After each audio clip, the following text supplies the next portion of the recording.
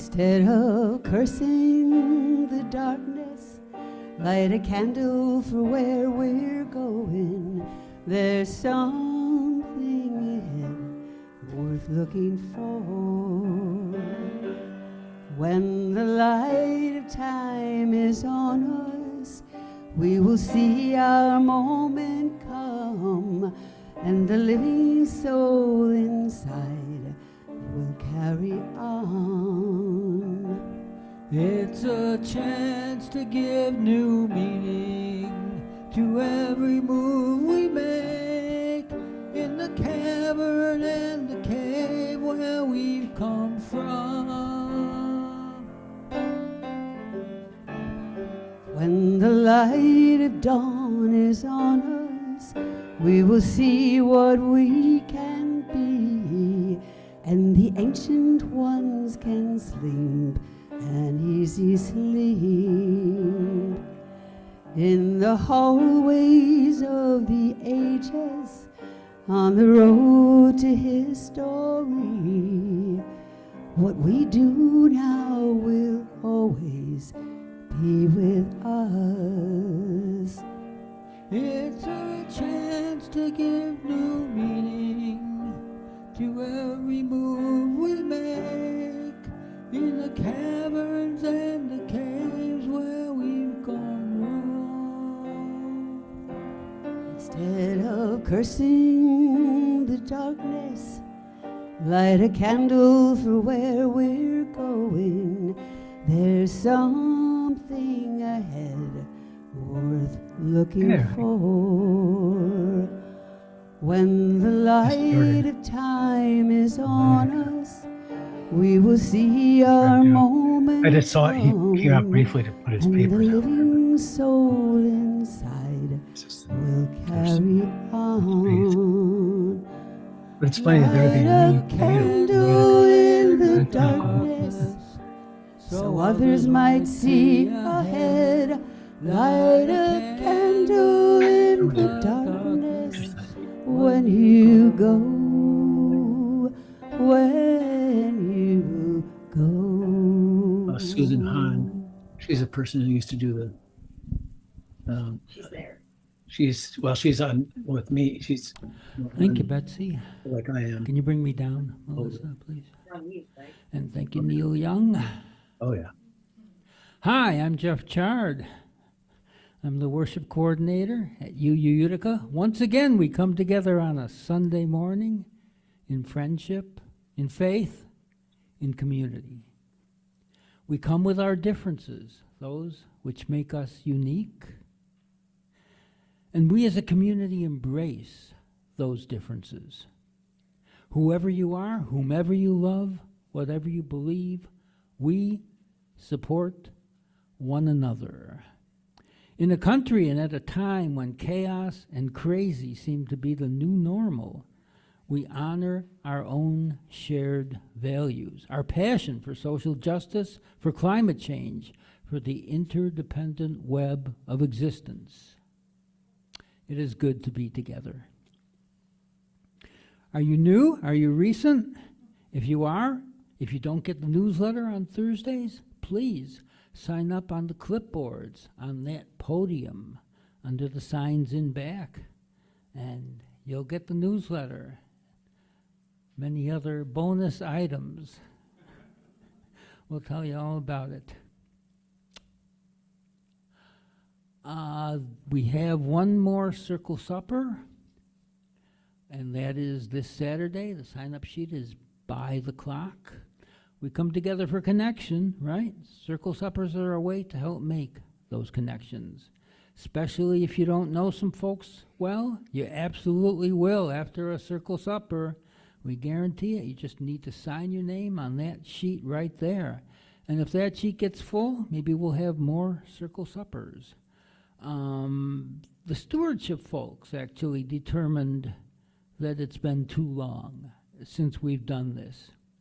But it's not a stewardship event. You will not be asked for money. It's a community event. We probably won't even talk about money It's about community. So sign up. There's still some spaces.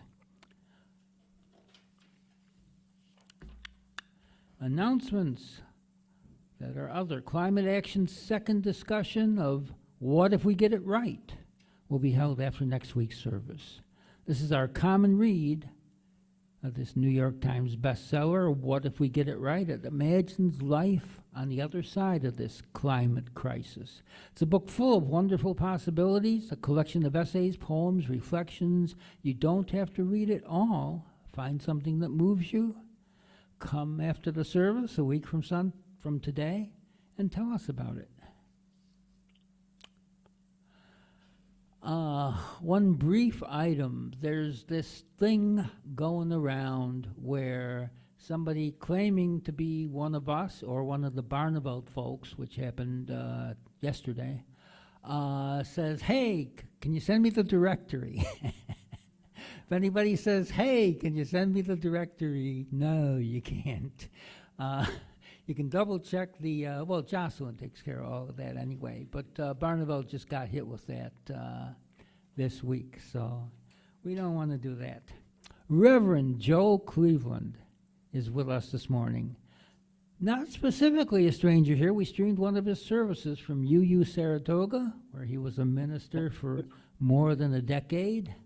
Joe has been an on and off resident of Syracuse. He's the founder of the Focus series, which is at May Memorial, and of other acoustic music series in Syracuse. Great singer, passionate minister, Reverend Joe.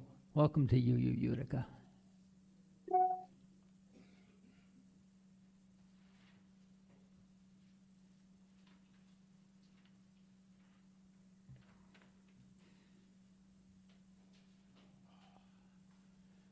Glad to be with you this morning.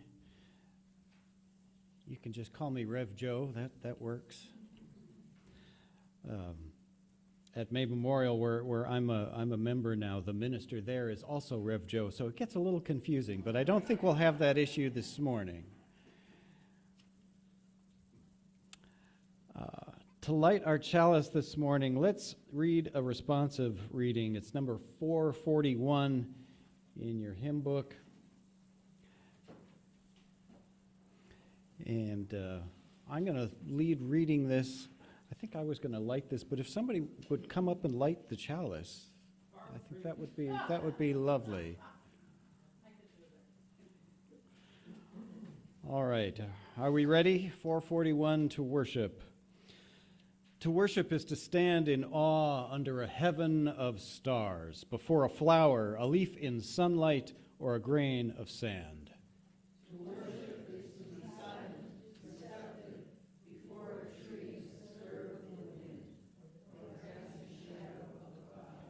To worship is to work with dedication and skill. It is to pause from work and listen to a strain of music.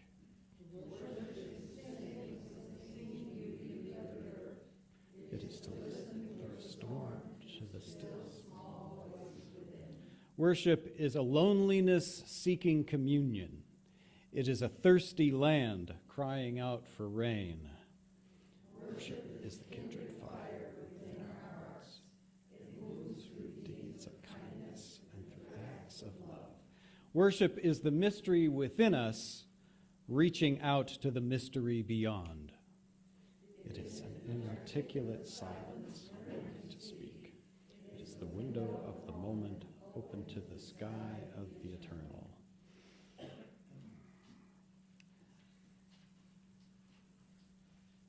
For an opening hymn this morning, let's sing number 25. May not have known that this was a guitar tune.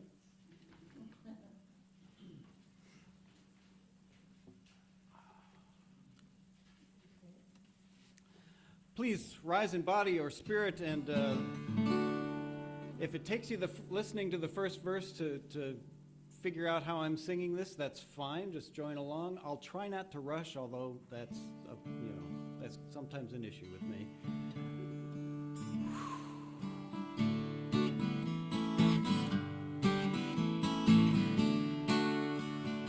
God God of the earth, the sky, the sea, maker of all above, below. Creation lives and moves in you. Your present life through all does flow. Your love is in the sunshine's glow. Your life is in the quickening air. When lightnings flash and storm winds blow, there is your power, your law is there. We feel your calm at evening's hour, your grandeur in the march of night. And when the morning breaks in power, we hear your word, let there be light.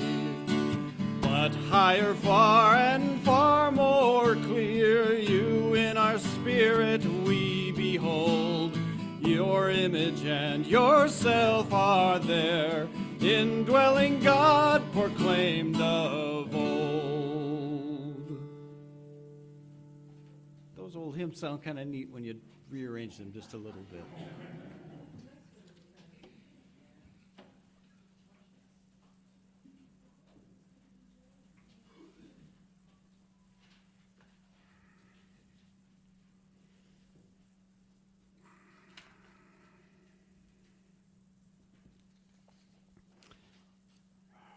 Oh, that's me. Okay. So we're Unitarian Universalists, right? Our roots are in Christianity. We come from Universalists and Unitarians, and they come from other forms of Christianity before that. One of the things that I've always kind of wondered after isn't it funny to say I discovered Unitarian Universalists? It's like it was there, I just didn't know about it for a long time. And then I found out about it. And as I've been a UU, one of the things I wonder about is just all the different religious traditions, they have things that kind of mark them. You can kind of see that that's who they are because they have there's a gesture, there's the sign of the cross or something that they make, or there's robes that they wear. Well, I'm wearing robes, but these are kind of inherited from our history. There's the Hindu Namaste pose, which isn't too far different from the normal, usual kind of Christian way of holding your hands to pray. But I wondered if there was a way, things that might be kind of obviously a UU way to do something. So I was thinking about praying, and I'll be talking about praying a little bit more today. And I wondered if there was a pose or something that we could do that would be kind of UU. So how do I hold my hands when I pray? Well, I do it like this. Why do I do it like that? It's because of that. Some of you are already going to know this. So you're going to teach the people next to you who don't know it, and then after the service, you're going to teach every young person you meet how to do this, right?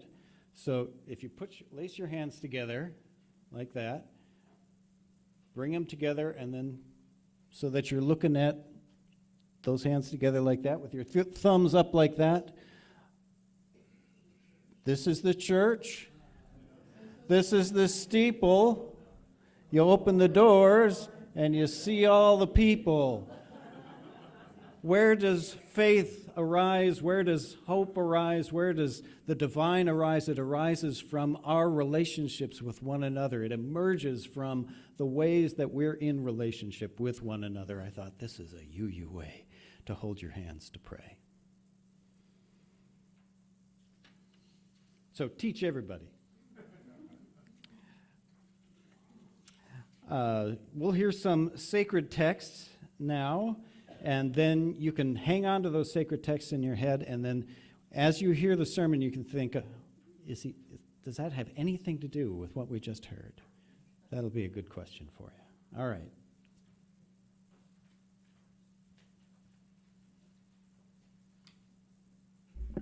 Good morning. I'm Kim Bywater. And our first reading is from chapter 22 of the Tao Te Ching, as rendered by Bart Marshall. Surrender and become whole. Bend low and be straightened. Burn out and be renewed. As rendered now by John R. Mabry. If you don't want to be broken, bend. If you don't want to be straight, allow some crookedness. If you want to be filled, become empty. If you want to be made new, let yourself be used. And now from the Hebrew Bible, the book of Isaiah, chapter 40, verse 4.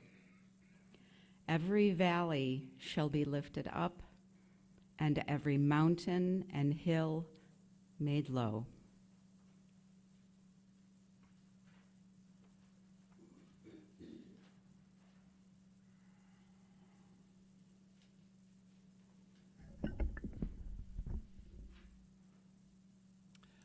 We need the experience of awe in order to live with any sense of wholeness. Especially when things don't feel awesome, or maybe they just are awful, horrifically awful. To keep the engine going, to keep the human being, we need to invite awe again and again into our lives. This is one way to understand what it means to be religious. You've heard that some people watch football religiously. You've heard that? We could practice something religiously.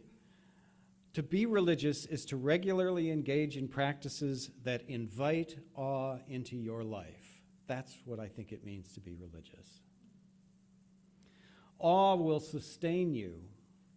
And I believe it is in the state and experience of awe that we know our fullest sense of being. If you can keep connecting to that sense of being full, that sense of awe, you can keep your being.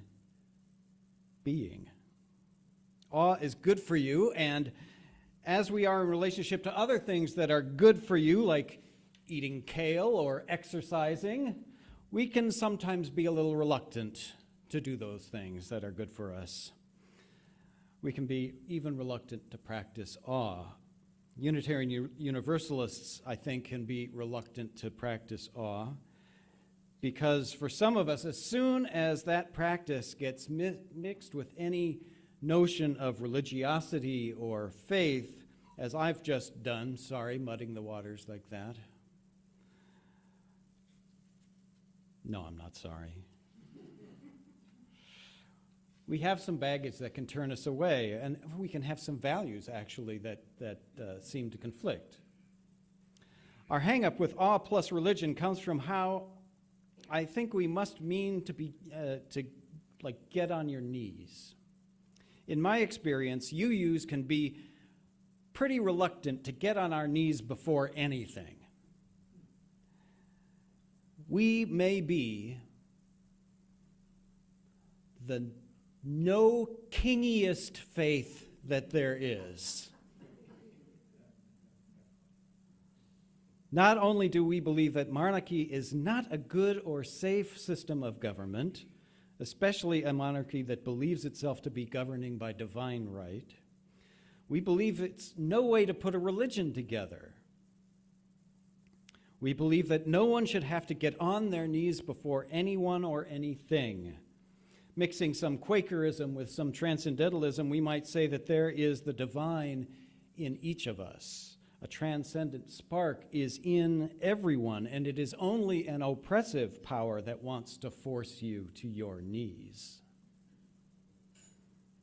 And yet, getting on your knees is good for you. It's good for us. Getting on your knees is something that we need. It can renew us because it is a reverent practice, a practice of reverence that invites awe into our life. I grew up Roman Catholic.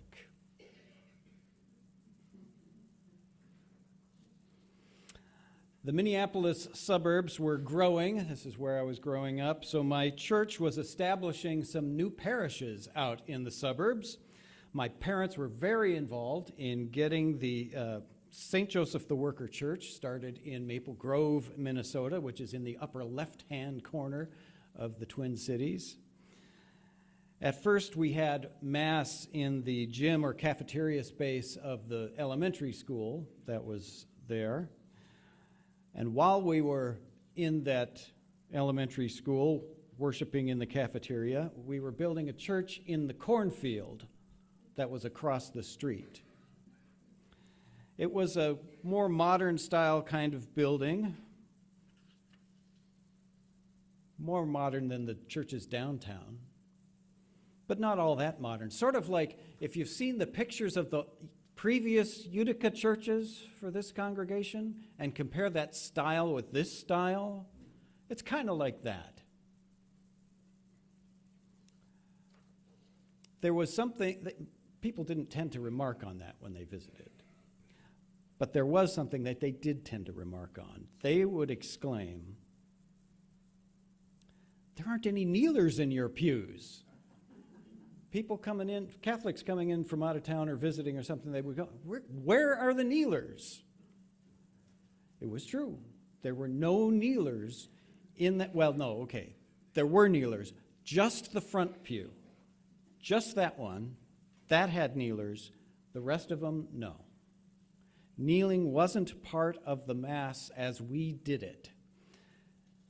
Gasp. On the rare occasion that I went to a Mass in a church that had kneelers, I didn't know what the heck was going on. But I think it might be good for us if we knelt more often. Just think about that pose, that position. It's a significant posture. It's a way of saying with your body that you are recognizing that something is larger than you. And that's what awe is. A psychology professor and scholar of awe named Dr. Keltner, he writes that awe locates us in forces larger than ourselves.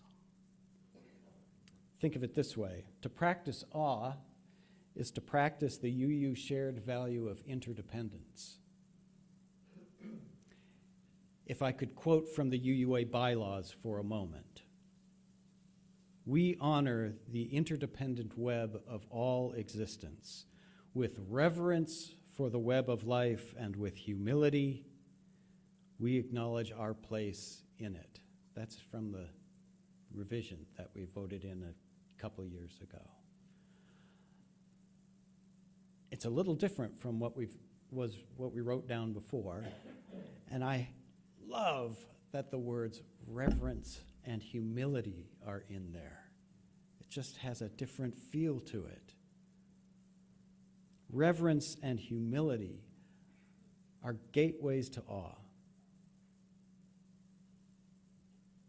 Getting on your literal or your figurative knees, because let's face it, how many of our knees can actually handle that much kneeling?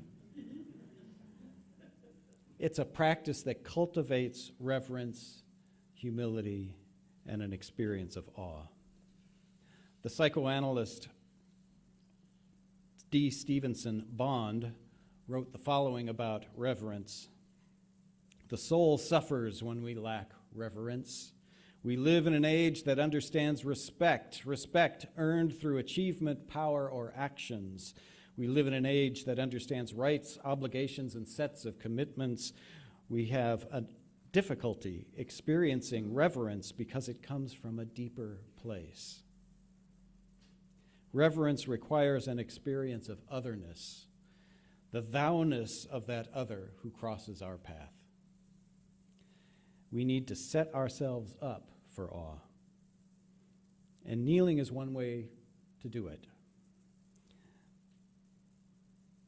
So I'm not going to ask you all to kneel right now, because yes, again, I don't know about your knees, but my knees can only do that for a brief period of time. So let's start easy. Let's start something easy. Let's look at a picture. How about that? Let's look at a painting. One of the places that I have regularly experienced awe is in the paintings and art of the Japanese artist Chiura Obata. With Obata's work, I regularly have the sort of experience that the poet James Weldon Johnson describes in a poem of his that he calls Before a Painting. Kim, could you read that poem for us? Let's get a picture of James Weldon Johnson right there.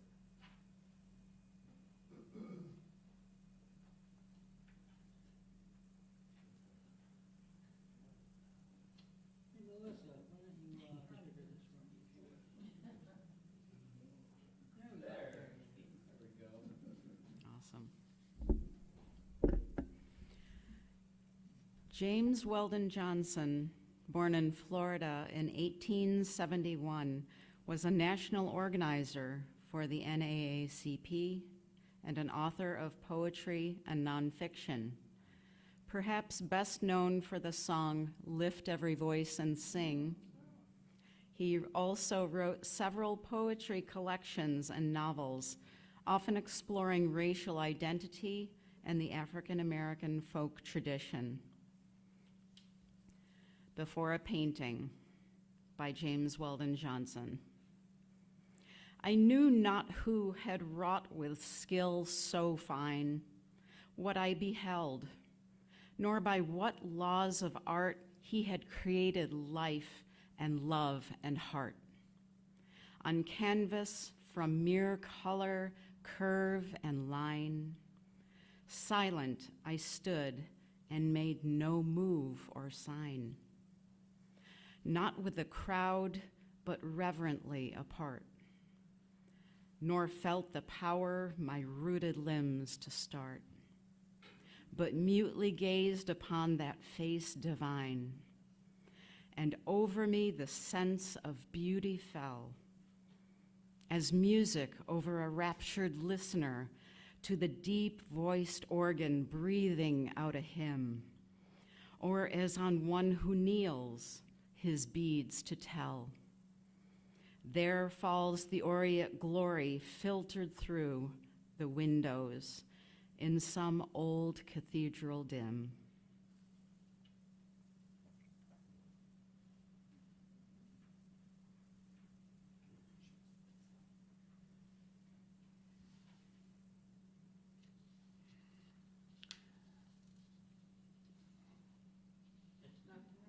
That's not the next slide. That's the one.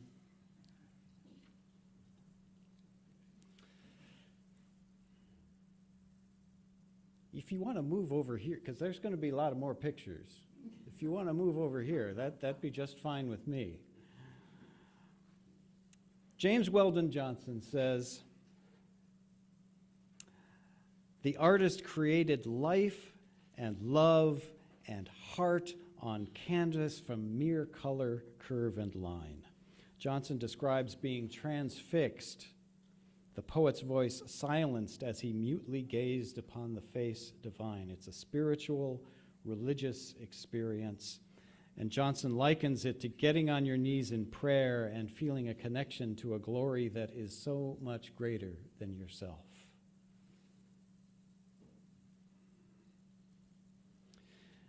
To experience awe is to fall on your knees. They're really lovely. And at the same time, to experience awe is to gain sustenance and resilience. It is a replenishment. Falling to your knees can help you get back up again. I first got to know Chiura Obata's art through my California family, and Obata's family paintings and woodcuts of the High Sierras of California and at Yosemite especially. Where's that picture of Obata painting again? Go back to that one. There he is. That's Chiura Obata. I don't really know anything about art or painting. I've never formally studied it at all. Obata's works just look beautiful to me. I love the colors, and there's just something about the way the lines are drawn. I don't have the words for it. It's beautiful, and I just wonder at them. Next one. Yep, that one. Obata was born in Japan in the mid-1880s. He emigrated to the United States in 1903. He lived through the San Francisco earthquake and fire in 1906. He lived through the Depression. He became a professor of art at the University of California at Berkeley.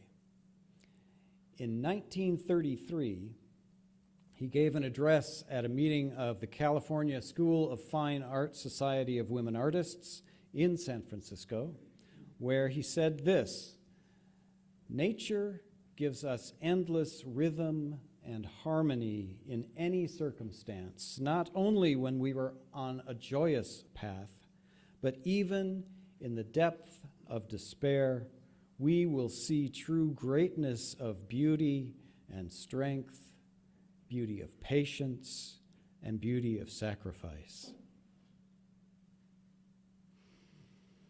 Above the borderline of nationality, everybody must feel a deep appreciation toward Mother Earth. If we keep appreciation in the depths of our hearts, not only our senses will develop more energetically, but our feeling will become as clear as full moonlight.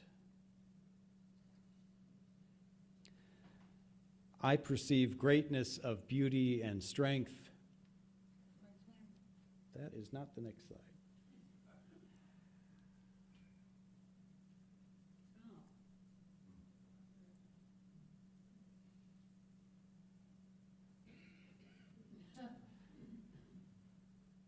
Yeah, we're missing it from that version. That's okay. It's okay. Go back to one of the Yosemite pictures.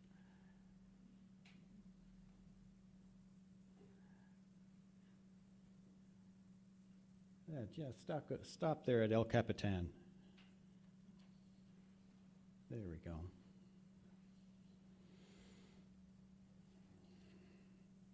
El Capitan and that depiction of it. Beauty, strength, patience, sacrifice. I don't think it would be wrong to say that Obata was sustained throughout his life by awe. Obata and his family were subject to Executive Order 9066, an order Franklin Delano Roosevelt signed in 1942, and which resulted in the internment of Japanese Americans in concentration camps. Can you imagine anything like that happening?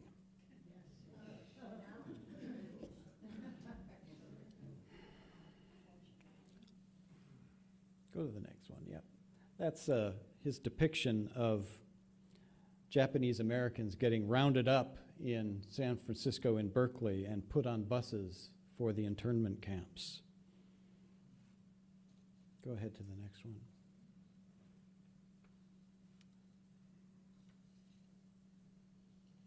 And maybe the next one after that? No. Yeah, this version is not going to have those. Okay, just go back to the moon. Back to what? Just before this one. There you go. That's a painting called New Moon. It is a painting of the Topaz War Relocation Center.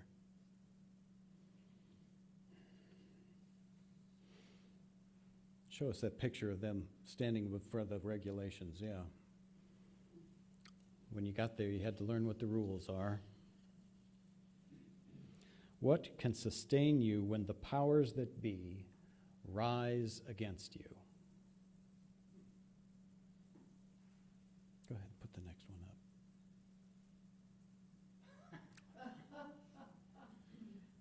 There, yeah. It's okay. There's a book that collects Chiura Obata's work during this time of the internment called Topaz Moon, Chiura Obata's Art of the Internment. Topaz Moon, Chiura Obata's Art of the Internment. The art is beautiful and breathtaking. He sketched and painted people. He sketched and painted the camps by moonlight.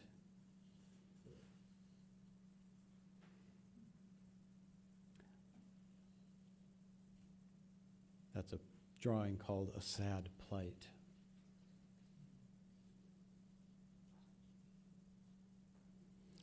If we keep appreciation in the depths of our hearts, Obata said, not only our senses will develop more energetically, but our feeling will become as clear as full moonlight. I am impressed by the resilience of Obata's spirit under terrible conditions. The way the paintings are, even of the camps, well, I'll say beautiful again, maybe, but maybe more appropriately, I'll say awesome. Because they don't avoid the reality of the situation that Obata is in. Note that sad plight. And there's new arrivals from Santa Ana coming off the bus into a camp. He paints and sketches what he sees, eyes open to what is happening around him. He feels clearly, takes it into his awareness, and he keeps going. He doesn't turn away from any of it. When the powers that be rise against you, what might sustain you?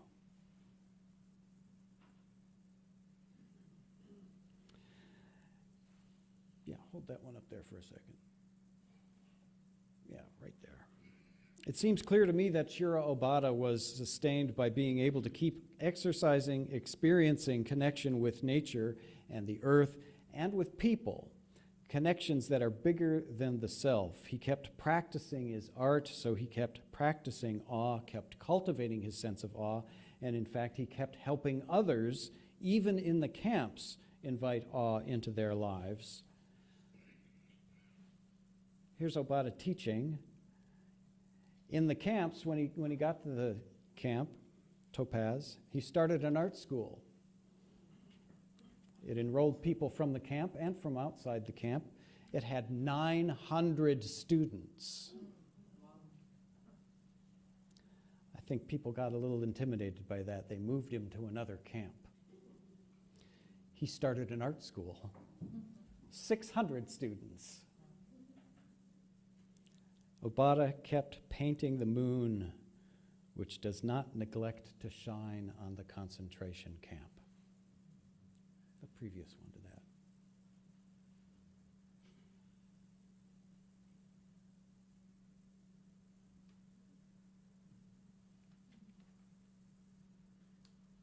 Difficulty here. 15. Melissa, can you comment on that, please? That's not by Obata. About the arrow. Us tomorrow.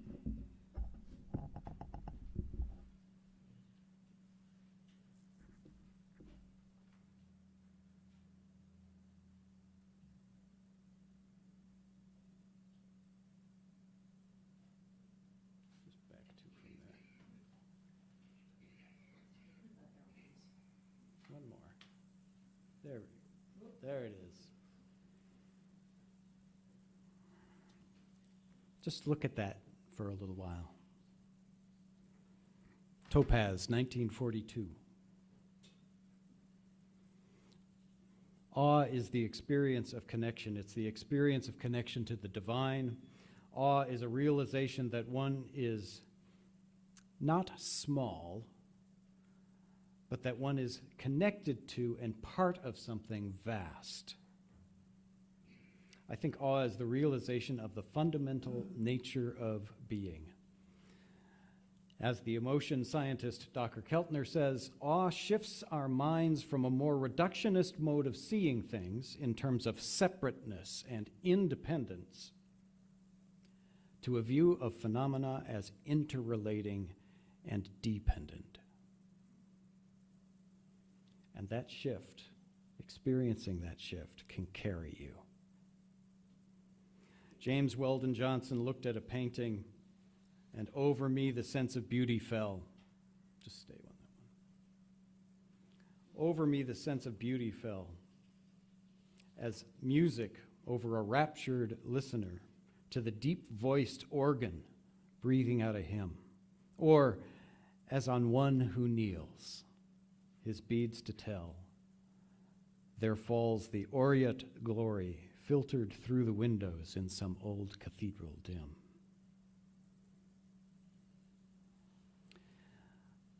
I want to be sure that Unitarian Universalists know that it is okay to be reverent. It's okay to be religious. In fact, I want people, when they think of what does it mean to be religious, I want them to think of you.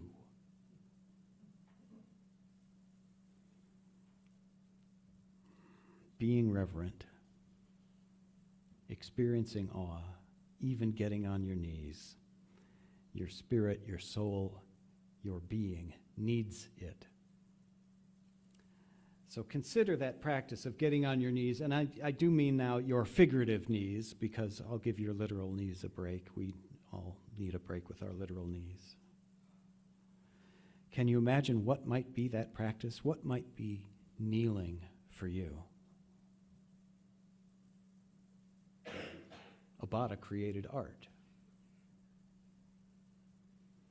James Weldon Johnson looked at art, listened to church organs, and he kneeled. If we keep appreciation in the depths of our hearts, and I read appreciation there like reverence, if we keep appreciation in the depths of our hearts, not only our senses will develop more energetically, but our feeling will become as clear as full moonlight. If you practice kneeling, whatever that means for you, putting yourself before that which is greater than yourself, you will come into a fuller sense of your own being. If you practice reverence, the art of opening yourself to awe, you will remember again and again that even on the concentration camp, the moon does not fail to shine.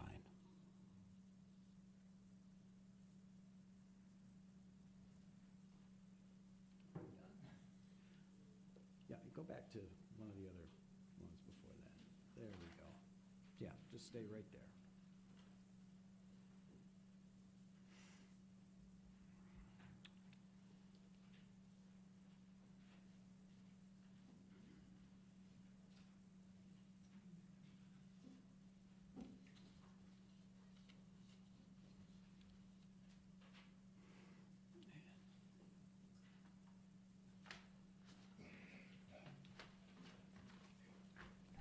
Good morning. My name is Sarah Miller, and I'm a member of the LGBTQ plus inclusion team here. And I promise I did not conspire with Reverend Joe before I wrote this, but you'll see maybe it's a little serendipitous. The word church can be jarring for some people, myself included. Historically, whenever the topic of my family's attendance and membership at UU Utica came up with friends, relatives, coworkers, or acquaintances, I would quickly clarify by saying something like, yeah, but it's a non-denominational, super progressive church full of old hippies. That's you, Barb, looking at you. While completely true, I did this to bring some lightness to a word that for many feels heavy.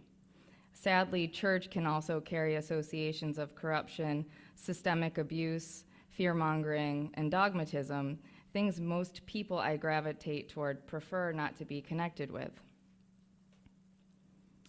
We've been members of UU Utica for almost 10 years, and although the word still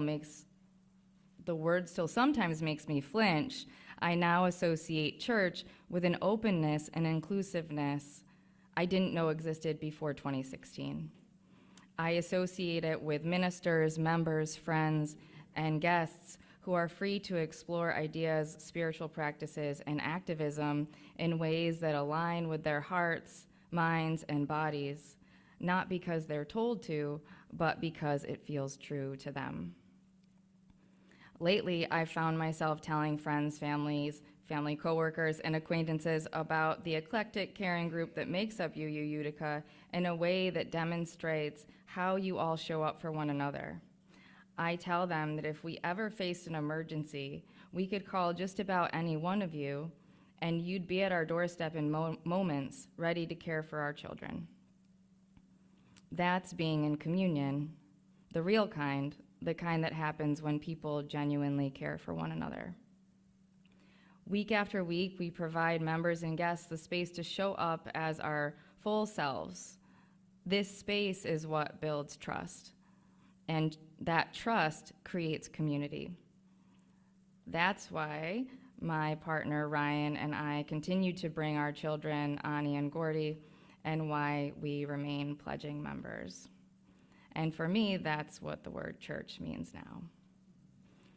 So now we invite you to give what you are willing and able. Thank you.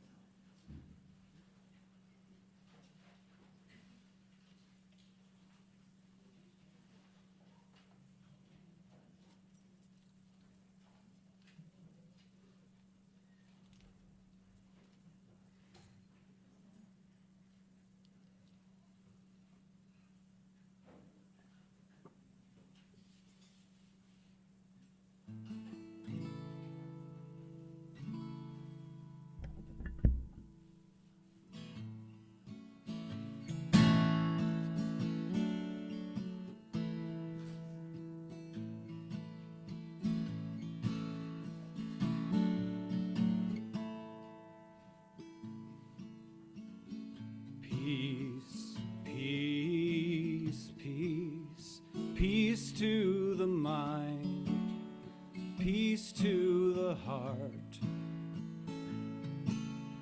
Peace, peace, peace, peace to the lives broken apart. Peace to the torn, the bleary-eyed, battle-worn soldier whose soul forlorn, weary of war, sing to us, peace, peace, peace, peace to the fist, peace to the gun.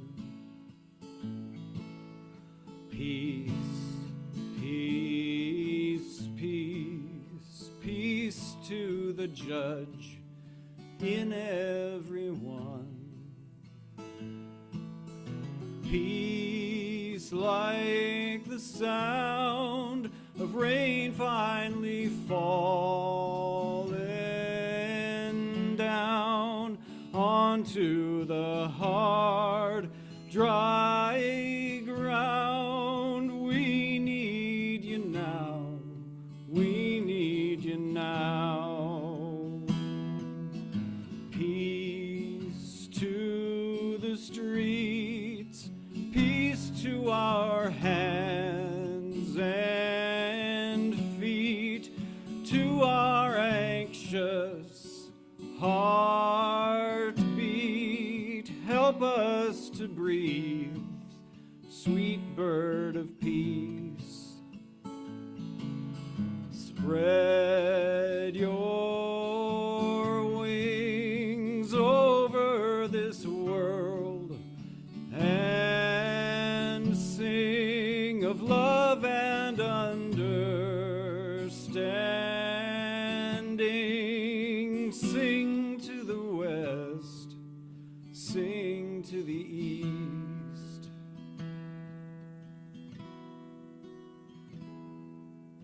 Peace, peace, peace.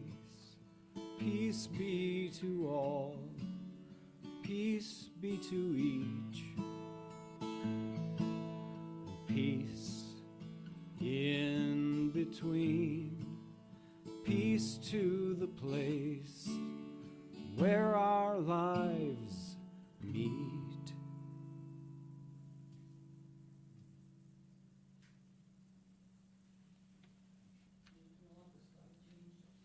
No, I want it right there.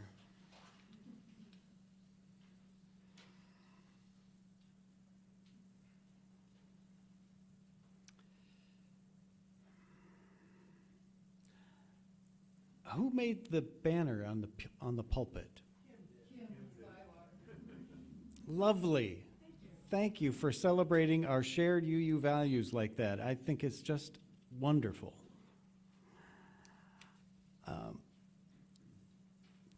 To have a statement that includes reverence and humility, I just think it's amazing. And one of the things that the committee that drafted that part of our bylaws. It's so weird. We're religious about bylaws? Oh my goodness. That must be really you.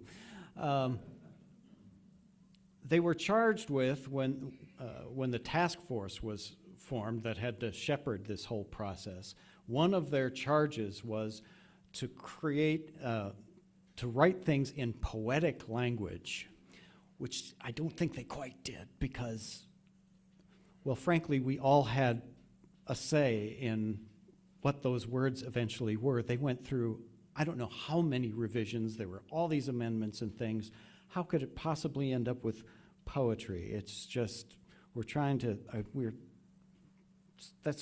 don't know. It's a different process. It's a wonderful statement. But it's not quite as poetic as I might like. And I just recently ran across a prayer written by the UU minister, Christopher Bice.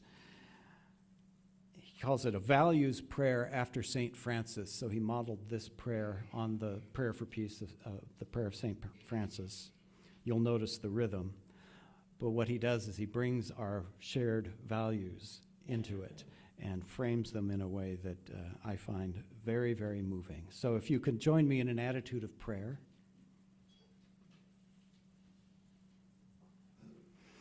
Values prayer after St. Francis by Christopher Bice. Make us instruments of your peace. Where there is indifference, may we bring justice. Where there is selfishness, may we bring equity. Where there is stagnation, may we bring transformation. Where there is homogeneity, may we bring pluralism. Where there is isolation, may we bring interdependence. Where there is greed, may we bring generosity. And where there is hatred, may we bring love. Make us instruments of your peace, with love at the center of everything we do. Amen.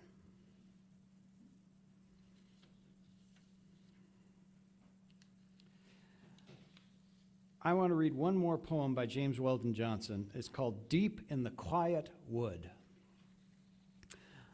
Are you bowed down in heart? Do you but hear the clashing discords and the din of life?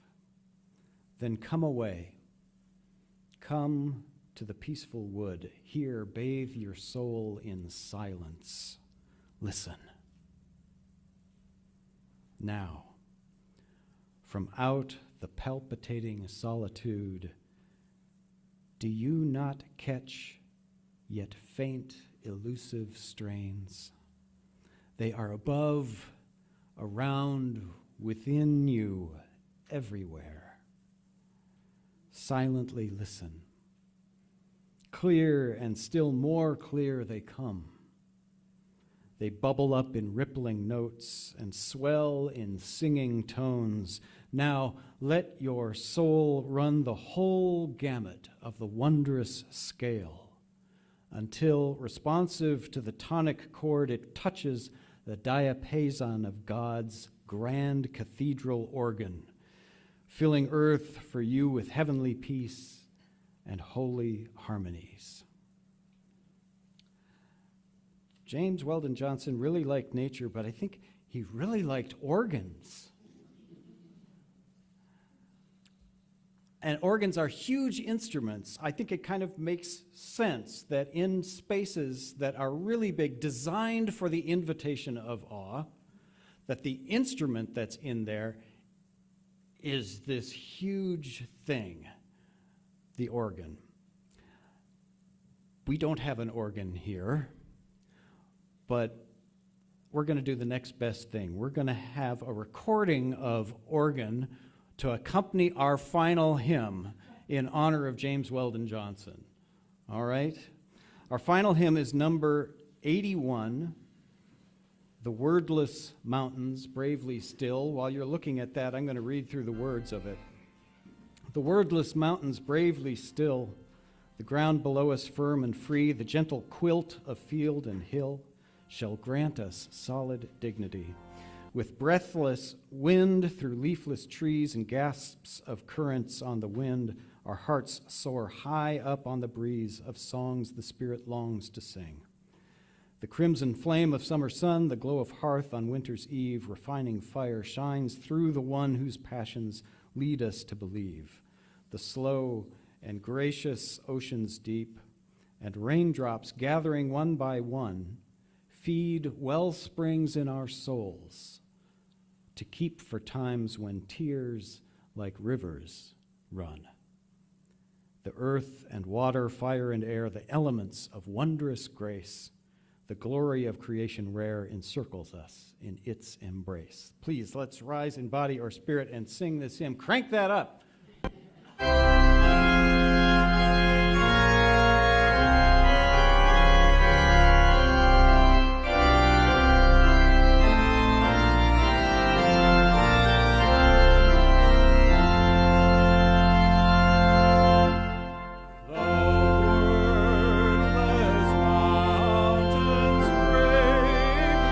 Still, the ground below us firm.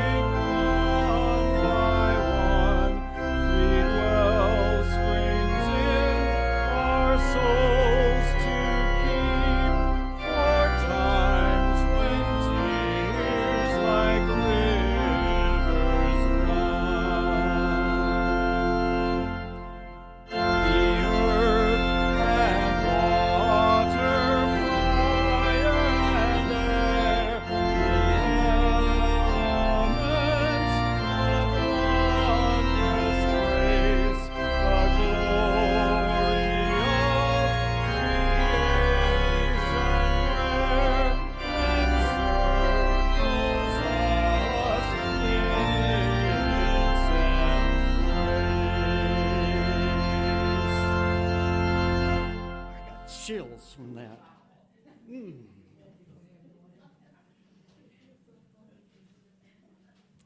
Shall we extinguish this flame?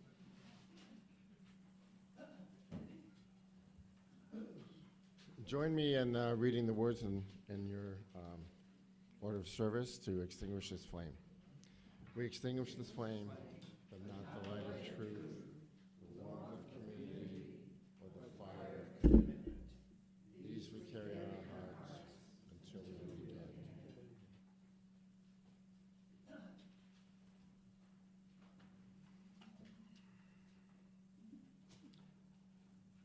Play CDE for me.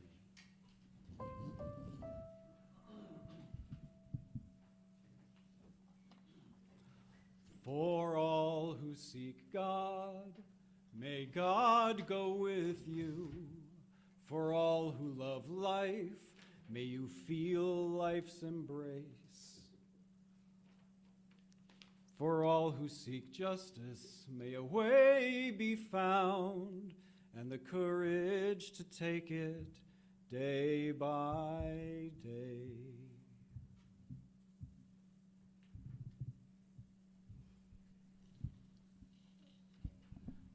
Probably saw or heard about the monks who walked from Texas to Washington, D.C. They got in Washington about 2 weeks ago, and there's one of them wrote a song, and here it is. From Fort Worth to Washington, D.C., the 120-day, 2,300-mile journey of peace. Buddhist monks walking across America with their loyal dog Aloka by their side, spreading love and kindness, compassion, and hope for the world.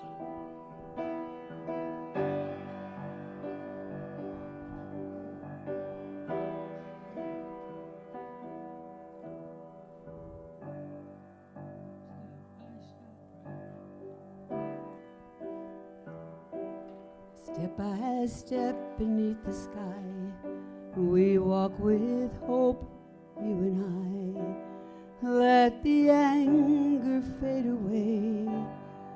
Let compassion lead our way. Every heart can learn to heal. Every wound can slowly seal. In this world of joy and grief, we rise again and walk for peace. Walk for peace, walk for light. Walk through day and walk through night. Hand in hand the world will see. Peace begins with you and me. Walk for truth, walk for love, guided by the stars above. Let all hatred gently cease. Come with me, let's walk for peace.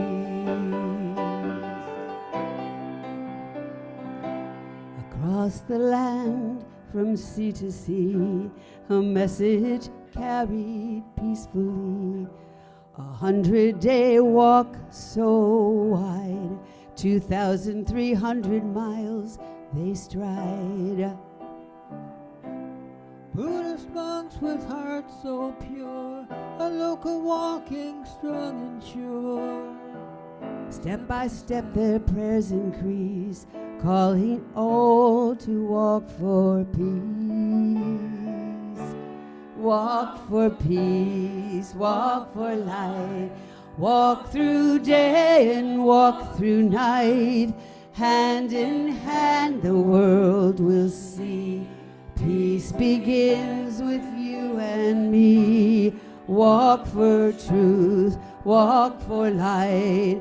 Guided by the stars at love, let all hatred finally cease. Come with me, let's walk for peace. May all beings live in freedom. May all suffering gently cease.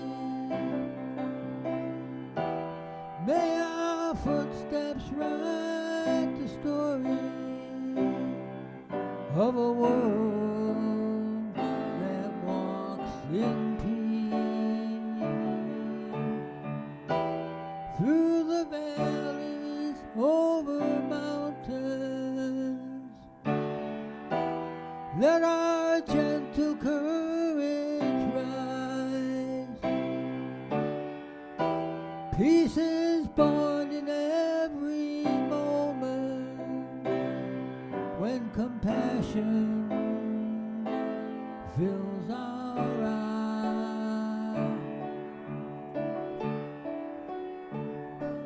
Walk for peace, walk for light, walk with courage shining bright. Every breath a prayer release for a world that walks in peace. Walk for hope, walk for love, blessed by wisdom from above. Let all sorrow finally cease. Come with me, let's walk for peace. Come with me, let's walk for